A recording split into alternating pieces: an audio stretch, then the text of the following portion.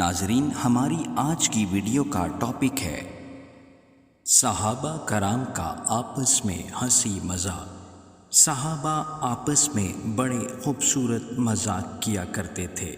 یہاں چند ایک واقعات بیان کرتا ہوں۔ روایت ہے کہ ایک بار حضرت ابو بکر، حضرت عمر اور حضرت علی ساتھ ساتھ کہیں جا رہے تھے، جبکہ حضرت علی بیچ میں تھے اور دائیں بائیں حضرت عمر اور حضرت ابو بکر تھے۔ ان دونوں صحابہ کرام کے قد اونچے تھے، جبکہ حضرت علی کا قد نسبتاً نیچا تھا۔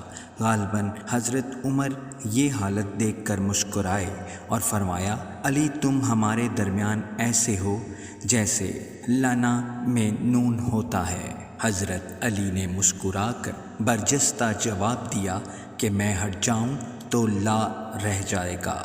لا کا مطلب عربی میں نہیں یا کچھ نہیں ہے۔ اسی طرح ایک بار حضرت علی رضی اللہ تعالیٰ عنہ وضو فرما رہے تھے۔ حضرت عمر نے ان کے سر سے ٹوپی اتار لی اور ایک اونچی سی جگہ لٹکا دی۔ حضرت علی وضو کرنے کے بعد گئے اور ٹوپی تک پہنچنے کی کوشش کی، لیکن ہاتھ نہ پہنچا۔ مسکرائے اور انتظار کرنے لگے۔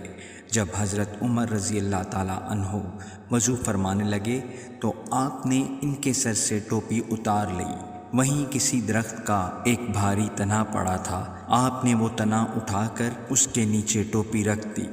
حضرت عمر نے وضو فرمایا اور جا کر اس تنے کے نیچے سے ٹوپی نکالنے کی کوشش کی۔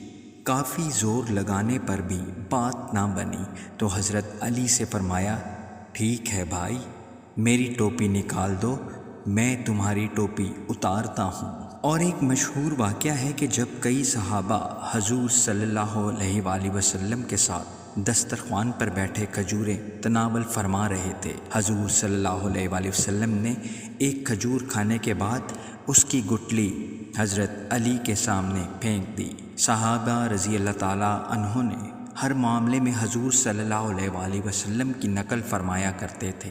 بس پھر کیا تھا، ہر صحابی نے یہی کرنا شروع کیا۔ تھوڑی ہی دیر بعد حضرت علی کے سامنے گٹلیوں کا انبار لگ گیا۔ جب کھجوریں ختم ہوئیں تو کسی صحابی نے مزاحاً حضرت علی سے فرمایا، علی لگتا ہے تم کو زیادہ ہی بھوک لگی تھی۔ حضرت علی نے اپنے سامنے گٹلیوں کا انبار دیکھا تو معاملہ سمجھ گئے۔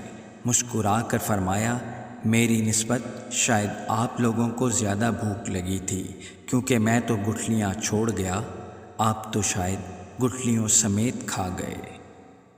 ناظرین، امید کرتے ہیں کہ آپ کو ہماری آج کی ویڈیو پسند آئی ہوگی، تو اسے لائک کیجیے اور چینل کو سبسکرائب کر لیجیے۔ شکریہ۔